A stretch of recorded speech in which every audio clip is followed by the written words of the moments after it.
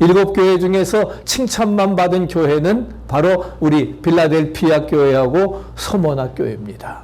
서머나 교회는 그런 극심한 어려운 핍박 속에서도 뭐예요?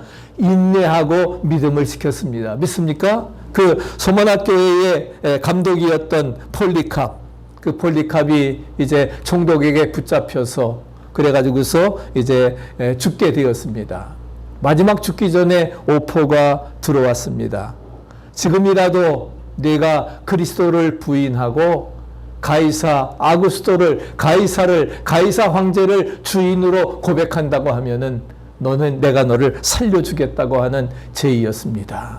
근데 교부인데 죽이기 아깝잖아요. 그러니까 예수만 거부하고 가이사를 황제로 이제 주인으로 이렇게 고백하라고 하는 것입니다. 그랬을 때 그는 이 자리에 이렇게 말합니다.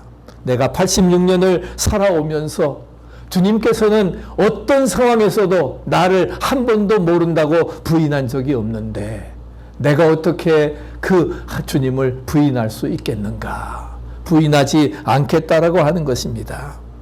그랬을 때에 사자를 들이대면서 저 표하는 맹수가 두렵지 않은가?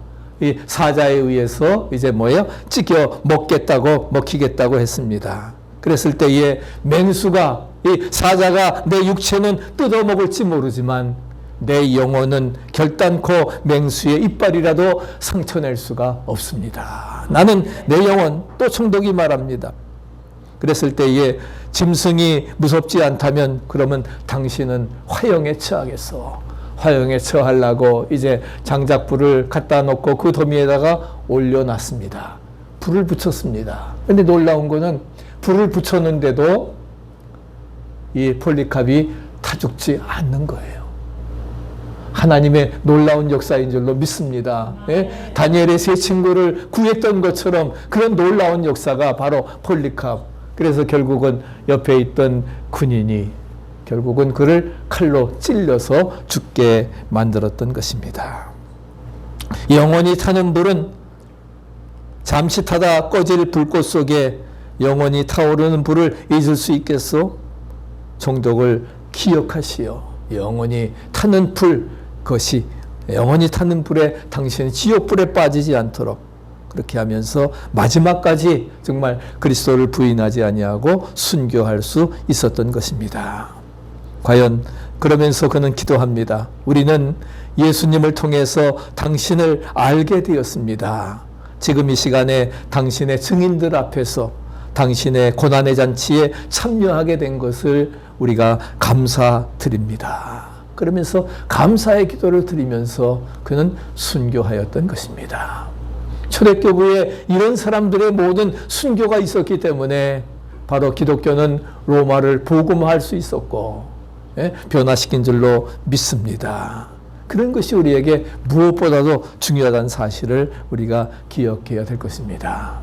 제가 이제 신학교를 졸업하고 그리고서 이제 목회를 나갈 때에 그래서 해병대 장교 생활하고 이제 울진의 교회에 부임했을 때에 저희 아버지가 내려오셔서 그러면서 말씀을 하십니다. 그러면서 앞으로 목회하게 되면은 정말 군대 생활보다도 더 힘들고 어려운 것이 목회일지도 모른다.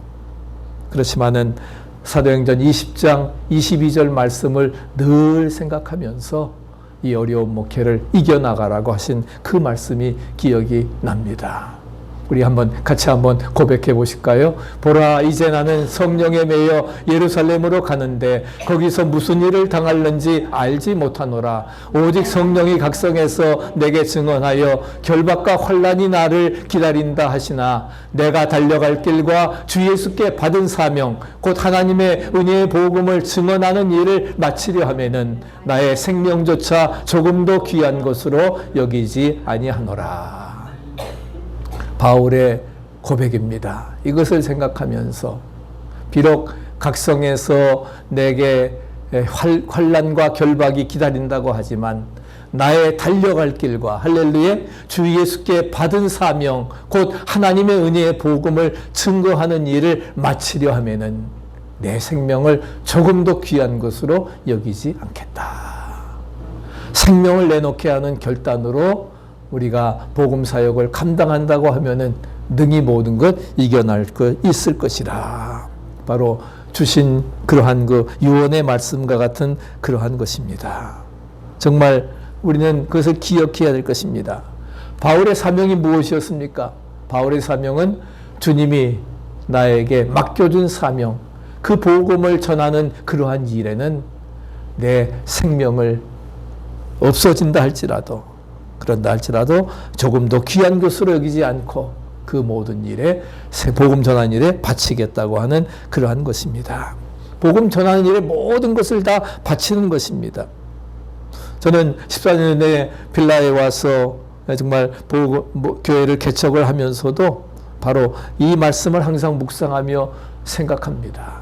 정말 아무도 없는데 개척교회 한다고 하면 시드 멤버가 있어야 되잖아요. 근데 정말 그 시드 멤버 만드느라고 몇 달 동안을 제가 아는 분들 또 이렇게 매일 김밥 해가고 또 군고구마 해가고 그렇게 하면서 그래서 결국 몇 사람이 이제 모으게 되었는데 참 너무 감격스럽더라고요.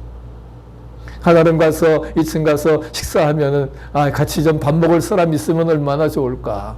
근데 그 꿈이 정말 몇 달 만에 그래도 이루어 주셨습니다. 이 사도행전 20장에 있는 그 말씀을 가지고 생명을 바치는 각오로 우리가 목회하고 모든 복음의 증거 사명 감당한다고 하면은 하나님께서도 이제 놀라운 역사로 우리를 부흥시켜 주시리라 믿습니다. 팬데믹 때문에 어려운 상황이 계속되어지고 다락방과 같은 교회 전도를 해도 오지 않겠다고 많은 사람들이 거부하지만 그러나 이제 차세대 우리 성경 공부를 다시 시작하고 하나님께서 이제 또 김만성 목사님, 우리 박정윤 선생님 함께 동역자들 보내주셨으니까 우리 교회를 이제 우리의 말씀처럼 정말 목표처럼 이 전을 채우는 역사, 우리 60명의 출석 교인, 할렐루야, 그런 하나님께서 우리를 부흥시켜 주시리라 믿습니다. 그런 마음을 가지고 이제 우리 또 열심히 나가서 전도하며 복음 전파의 사명을 감당해 나가야 되리라 믿습니다. 충성이라고 하는 것은 뭐냐? 또 내게 있는 것을 가지고 섬겨 나가는 것입니다. 내게 있는 작은 것이라도 섬겨는 거는, 그래서 하늘에 미랄되는 겁니다. 하나님의 썩어지고 녹아질 때에 그것은 한 알이 끝나는 게 아니에요. 30배, 60배, 100배의 열매로 맺혀지리라 믿습니다. 우리는 자꾸 다른 사람에게는 있고 내게 없는 것만 보려고 합니다. 그래서는 안 돼요.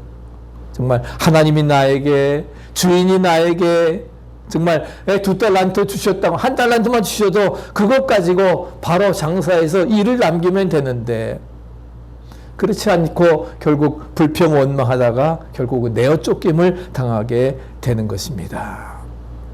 내게 있는 것을 가지고 어떻게 주님을 더 잘 섬길 것인가? 여러분 고민하면서 기도하면서 나에게 주신 달란트대로 우리가 충성하고 최선을 다하여 순종하여서 주님의 뜻을 이루어 나가야 될 것입니다.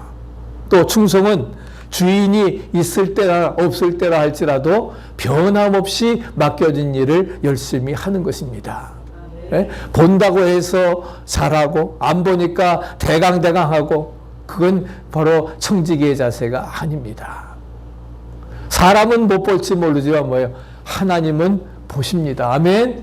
위는 뚫렸잖아요. 하늘은 뚫려져 있기 때문에 하나님이 우리를 감찰하십니다. 그런 마음을 가지고 코람되어 내가 하나님 앞에 서 있다는 마음의 자세를 가지고 우리가 살아가야 될 것입니다.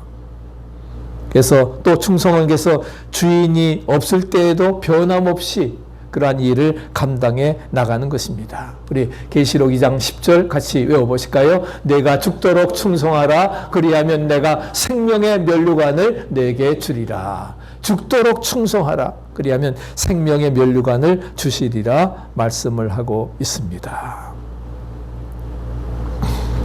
두 번째는 온유의 열매입니다. 온유라고 하는 것은 원어로 길들여진 말을 말합니다. 야생말을 길들여서 이제 길들여진 말, 그것이 바로 온유라고 하는 그러한 것입니다. 야생말은 거칠고 반항적이지요. 주인의 뜻을 따르지 아니하고 막 받기도 하고 막 그냥 날뜁니다. 그렇지만 온유라고 하는 것은 죄로 인해서 삐뚤어진 그러한 지정의를 말씀으로 깎아 다듬는 겁니다. 말씀으로 깎는 것입니다. 주님이 쓰시기에 합당한 그릇으로 만들어 나가는 것입니다.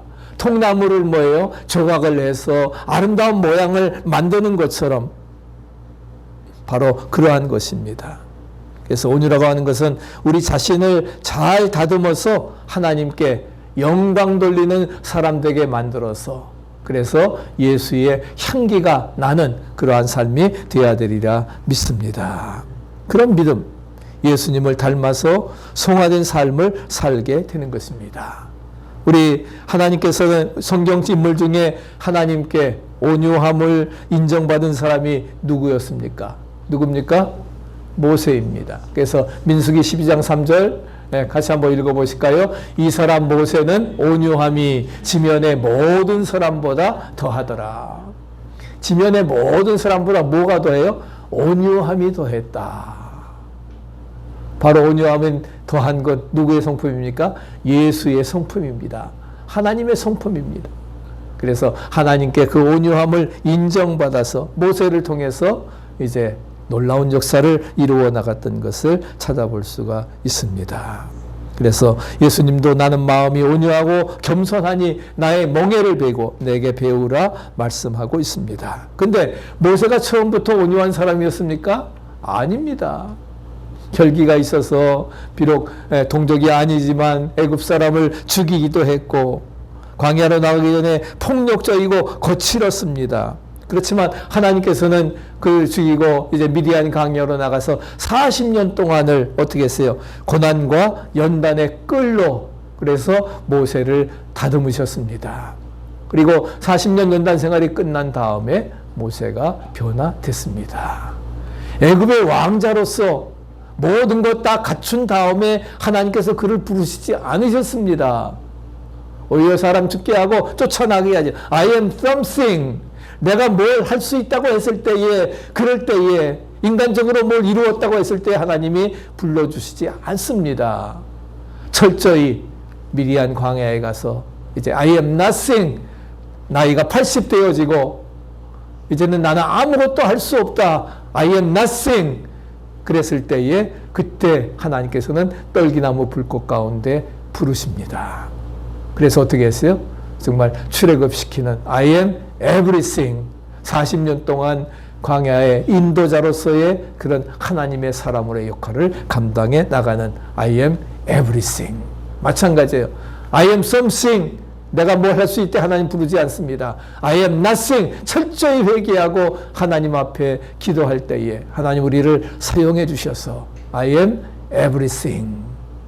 God's body가 되어서 하나님의 놀라운 역사를 이루어 주시리라 믿습니다. 하나님이 가라 하시면 가면 됩니다. 믿습니까? 가라고 했는데 못 가, 안 가. 그걸 어떻게 갑니까? 따지면 안 돼요. 서라 하면 쓰면 되는 겁니다. 근데 뭐예요? 아, 이거 좋은데 왜 서라 하십니까? 난 계속 가겠습니다. 아닙니다. 하나님이 가라 하시면 가고 할렐루야. 서라 하시면 서면 돼요. 하나님의 지시에 순종하시면 됩니다. 복종하시면 되는 거예요.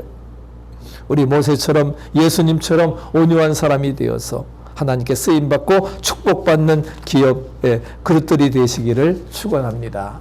그래서 5장 5절 같이 읽어보시죠. 온유한 자는 복이 있나니 땅을 기업으로 받을 것이며. 할렐루야. 하나님께서 기업을 주십니다. 누구한 자에게? 온유한 자에게. 심령이 가난한 자는 천국이 얻게 되고 마지막으로 열매가 매주 절제 열매입니다. 절제라고 하는 것은 성경에서 말하는 절제가 뭘까요?